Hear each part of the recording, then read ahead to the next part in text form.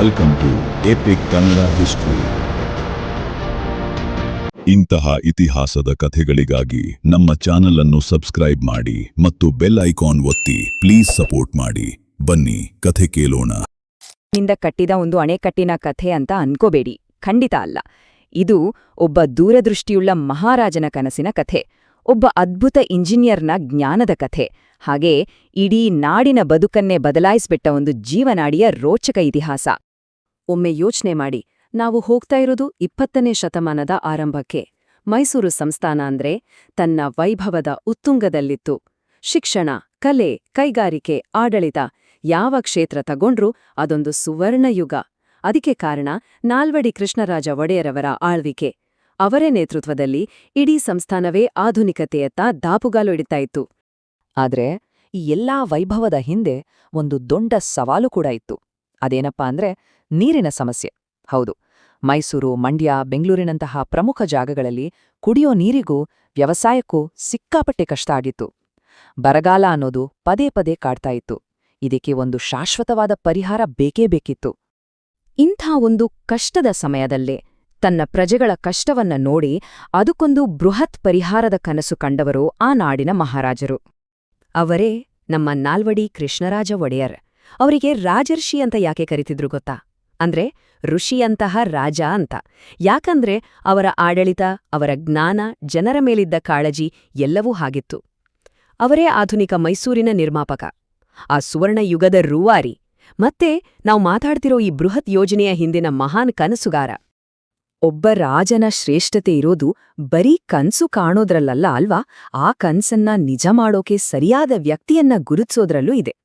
ಇಲ್ಲಿ ರಾಜರ ಕನ್ಸಿಗೆ ಒಂದು ಮೂರ್ತ ರೂಪ ಕೊಟ್ಟವರು ಬೇರೆ ಯಾರೂ ಅಲ್ಲ, ಅಂದಿನ ದಿವಾನರು ಮತ್ತು chief engineer, Bharat Ratna sir M ವಿಶ್ವೇಶ್ವರಯ್ಯನವರು. ಒಬ್ಬರು ಕನ್ಸುಗಾರ, ಇನ್ನೊಬ್ರು ಅದನ್ನ ಕಟ್ಟಿ ನಿಲ್ಲಿಸಿದವರು. ರಾಜರ್ಷಿಯ ದೃಷ್ಟಿ, ವಿಶ್ವೇಶ್ವರಯ್ಯನವರ ತಾಂತ್ರಿಕ ಪ್ರತಿಭೆ, ಅಬ್ಬಾ, ಈ ಅದ್ಭುತ ಜೋಡಿಯೇ ಈ ಮಹಾನ್ ಕಾರ್ಯಕ್ಕೆ ಕಾರಣವಾಯಿತು. ಹೀಗೆ ಈ ಕನಸನ್ನ ನನಸು ಮಾಡೋಕೆ ಹೊರಟ್ರು. ಆದ್ರೆ ಈ ದಾರಿ ಅಂದುಕೊಂಡಷ್ಟು ಸುಲಭವಾಗಿರ್ಲಿಲ್ಲ. ಅದು ಸವಾಲುಗಳಿಂದ ತುಂಬಿದ್ದ ಒಂದು ಮಹಾಯಜ್ಞವೇ ಆಗಿತ್ತು. ಸರಿ, ಕಥೆ ಶುರುವಾಗಿದ್ದು 1911ರಲ್ಲಿ. ಕಾವೇರಿ ನದಿಗೆ ಅಡ್ಡಲಾಗಿ ಕನ್ನಂಬಾಡಿ ಕಟ್ಟೆ ನಿರ್ಮಾಣದ ಕೆಲಸ ಶುರುವಾಯಿತು. 1 ವರ್ಷ 2 ವರ್ಷ ಅಲ್ಲ, ಬರೋಬ್ಬರಿ 20 ವರ್ಷಗಳ ಕಾಲ, ಅಂದ್ರೆ 1931ರವರೆಗೆ ಸಾವಿರಾರು ಜನರ ಶ್ರಮ, ಇಂಜಿನಿಯರ್ಗಳ ಬುದ್ಧಿವಂತಿಕೆಯಿಂದ ಈ ಕೆಲಸ ನಡೀತು. ಕೊನೆಗೂ 1932ರಲ್ಲಿ ಈ ಅಣೆಕಟ್ಟು ಅಧಿಕೃತವಾಗಿ ಉದ್ಘಾಟನೆಗೊಂಡು ಒಂದು ಹೊಸ ಯುಗಕ್ಕೆ ನಾಂದಿ ಹಾಡಿತು. ಈ ಬೃಹತ್ ನಿರ್ಮಾಣದ ಹಿಂದೆ 10,000ಕ್ಕೂ ಹೆಚ್ಚು ಕಾರ್ಮಿಕರ ಬೆವರು, ರಕ್ತ ಮತ್ತು ಪರಿಶ್ರಮ ಇದೆ. ಅವರು ಹಗಲು ರಾತ್ರಿ ಅನ್ನದೆ ದುಡಿದು ತಮ್ಮ ಶ್ರಮದಿಂದ ಈ ಅದ್ಭುತಕ್ಕೆ ಜೀವ ತುಂಬಿದ್ರು. ಈ ಸ್ಲೈಡ್ನಲ್ಲಿರೋ ವಿಷಯ ನಿಜಕ್ಕೂ ತುಂಬಾ ಇಂಟ್ರೆಸ್ಟಿಂಗ್. ಇದನ್ನ ಒಮ್ಮೆ ಕಲ್ಪನೆ ಮಾಡ್ಕೊಳ್ಳಿ. ಇವತ್ತಿನ ಹಾಗೆ ಕ್ರೇನ್, ಬುಲ್ಡೋಸರ್ ಅಂಥ ಯಾವುದೇ ದೊಡ್ಡ ದೊಡ್ಡ ಮೆಷಿನ್ಗಳಿರ್ಲಿಲ್ಲ. ಚಾಮುಂಡಿ ಬೆಟ್ಟದಿಂದ ಹೊತ್ತು ತಂದ ಬೃಹತ್ ಕಲ್ಲುಗಳನ್ನ ಒಂದ್ರ ಮೇಲೊಂದಿಟ್ಟು ಕಟ್ಟಿತು. ಸಿಮೆಂಟ್ ಬದಲು ಸುಣ್ಣದ ಕಲ್ಲು ಮತ್ತೆ ಇಟ್ಟಿಗೆ ಪುಡಿಯಿಂದ ತಯಾರಿಸಿದ ಸುರ್ಕಿಗಾರೆ ಅನ್ನೋ ನಮ್ಮದೇ ಆದ ಲೋಕಲ್ ಟೆಕ್ನಿಕ್ ಬಳಸಿದ್ರು. ಅಷ್ಟೇ ಅಲ್ಲ, ನೀರಿನ ಮಟ್ಟ ಜಾಸ್ತಿಯಾದಾಗ ತಾವಾಗಿಯೇ ಓಪನ್ ಆಗೋ ಆಟೋಮೆಟಿಕ್ ಗೇಟ್ಗಳನ್ನು ಬಳಸಿದ ಭಾರತದ ಮೊದಲ ಡ್ಯಾಂಗಳಲ್ಲಿ ಇದು ಒಂದು. ಎಂಥ ಇಂಜಿನಿಯರಿಂಗ್ ಅಲ್ವಾ?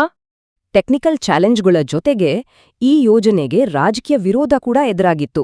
ಹೌದು, ಅಂದಿನ ಮದ್ರಾಸ್ ಪ್ರೆಸಿಡೆನ್ಸಿ ಕಾವೇರಿ ನದಿಯ ನೀರಿನ ಹಕ್ಕಿನ ಬಗ್ಗೆ ದೊಡ್ಡ ತಕರಾರು ತೆಗೆದ್ರು. ಆದ್ರೆ ಈ ಎಲ್ಲಾ ಅಡೆತಡೆಗಳನ್ನು ಮೀರಿ ಈ ಯೋಜನೆಯನ್ನ ಪೂರ್ಣಗೊಳಿಸಲಾಯಿತು.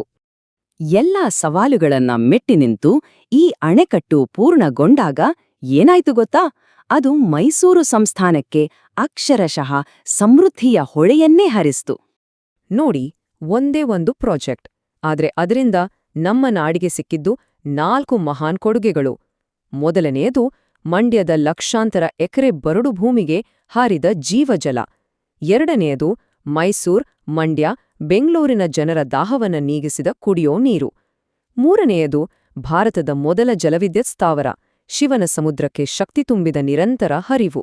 ಮತ್ತು 4ನೆಯದು ಅಣೆಕಟ್ಟಿನ ಮಡಿಯಲ್ಲಿ ಅರಳಿದ, ಇಡೀ ಪ್ರಪಂಚಕ್ಕೆ ಫೇಮಸ್ ಆದ ಬೃಂದಾವನ ಗಾರ್ಡನ್ಸ್. ಇದು ಕೃಷಿ, ಉದ್ಯಮ, ಜನರ ಬದುಕು ಎಲ್ಲವನ್ನ ಒಟ್ಟಿಗೆ ಬೆಳಗಿದ ಅದ್ಭುತ ಯೋಜನೆ. ಹೀಗೆ ಈ ಅಣೆಕಟ್ಟು ಬರೀ ಒಂದು ಕಟ್ಟಡವಾಗಿ ಉಳಿಲಿಲ್ಲ, ಇದು ಆಧುನಿಕ ಮೈಸೂರಿನ ನಿರ್ಮಾಣಕ್ಕೆ ಅಡಿಪಾಯವಾಯಿತು. ಅಷ್ಟೇ ಅಲ್ಲ, ಆ ಕನಸು ಕಂಡ ರಾಜನ ಹೆಸರನ್ನ ಇತಿಹಾಸದಲ್ಲಿ ಅಜರಾಮರವಾಗಿಸಿತು.